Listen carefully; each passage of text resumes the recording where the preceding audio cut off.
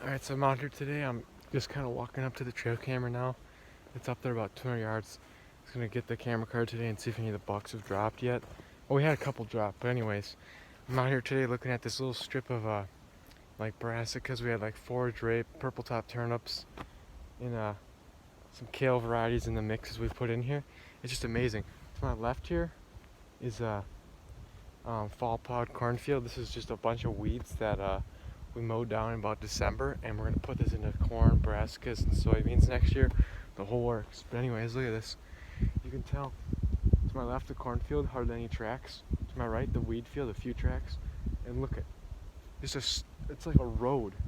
It's about as wide as a road, and it's just all tore up. There's tracks everywhere in this crap. It's just insane the amount of food that's still left, and it's I think like February 22nd today or something. And normally we don't have this much snow at this time of year, but we've been getting hammered with snow, and we're supposed to get some snow and ice and sleet tomorrow. So that's just awesome right there. I just wanted to show that to you before the snow melts. That's pretty crazy.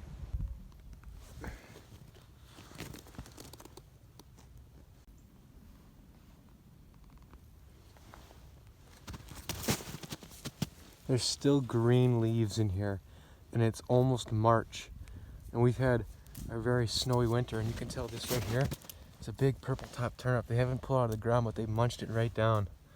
I just can't believe those freaking leaves are still green. Most of this stuff is pretty much all gone. You can tell it's just all dead and chomped right off. But yeah, I can't get over, look at that. It's like a road right here. That's insane. This right here is a purple top turnip that's literally bigger than a softball. That's my hand right here. I mean, you can tell how big this is. This thing's like probably 4 to 5 inches in diameter. And by God, they've just munched that thing right down to the ground. You can tell all these little plants right here next to it are all munched right down to the ground too. It's like they know where they are. I bet you they can smell them out or something, because wherever there's a big purple top turnip, they've really eaten them down. It's crazy. Right here's another one that they're working on right now. It's about halfway gone. Big purple top turnip. Alright, so I just showed you the food plot behind me. This little skinny sliver right here of brassicas, and then right behind me here is more honey hole.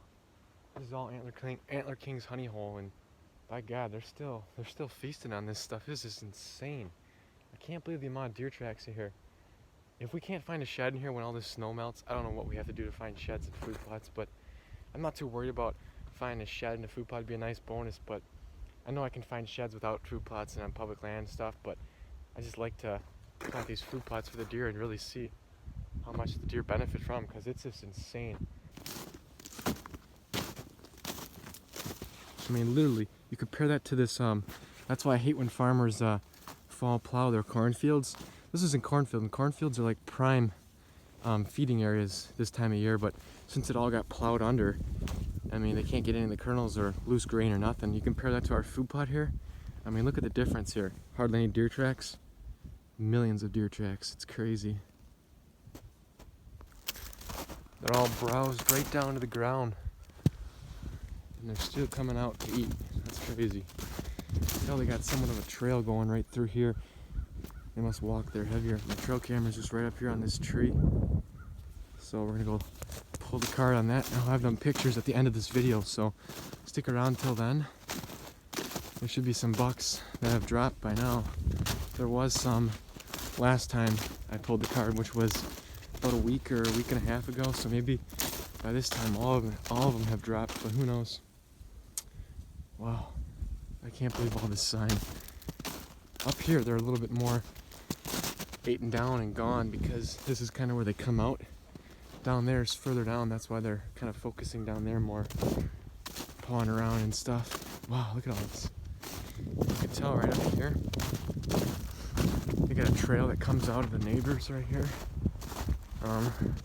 We only own about 50 yards that way, and you can tell they got a really beat down trail coming right out of there, right to this food source. And I remember, I'll put up some videos right now of what this stuff looked like in about December. It had leaves like about a foot long and there was just a ton of food in here, but now, as you can see, it's just all browsed down to nothing really. Maybe when the snow melts, maybe there'll be some more leaves and stuff on the ground that they can't really get to right now, that they'll clean up then. But I know we're supposed to get some snow and rain and sleet actually tomorrow. It's supposed to be pretty warm, so we'll see what happens. Alright, so I made it out to the other Brassica food plot. This one's actually slightly larger, and we didn't plant it as early, so the stuff didn't get as big.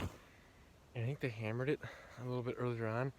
We had a lot of dinkin radish in this field, and they ate up that dinkin radish pretty quick, a lot faster. Actually, this was the field that they started eating on, like in October and stuff. During October and November, this was actually the hottest field with the most deer browse in it. Now it's the other field and the other field further over.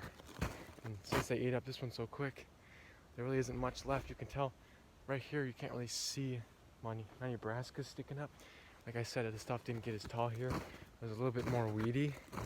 And you can tell right here is a dinkin radish that they kind of uncovered the snow and started munching on it. There's definitely deer in here, but like I said, the stuff didn't get as tall. You can clearly see there's not as many brassicas, and they aren't as big, but they're still using this plot, you know. Still plenty of food. You can tell that they're munching out here on. It's pretty interesting, you know.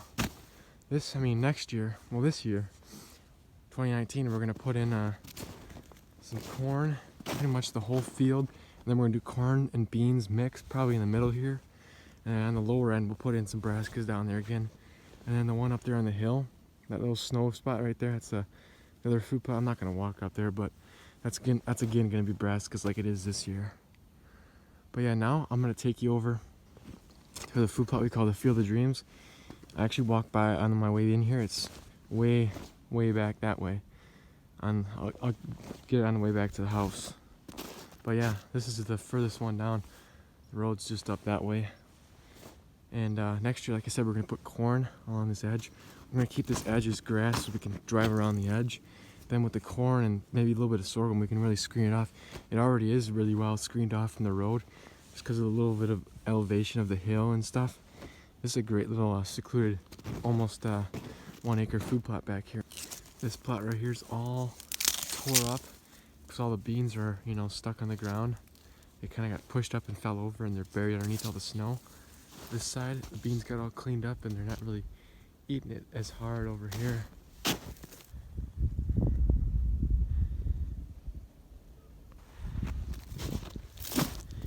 All this stuff just completely tore up.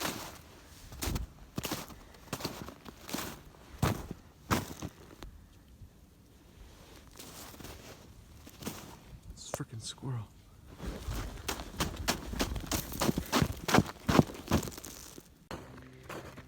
So guys, that's probably gonna wrap up this video. Really hope you enjoyed this little, I guess, scouting or food plot update or whatever I want to call it. Don't really expect to get many views, but if you watched it and you liked it, please give it a thumbs up. And if you're new, please subscribe to the channel. And that's about all I got. See you next time, guys. This right here is a big group of does. We actually had 10 does out in the plot at one time.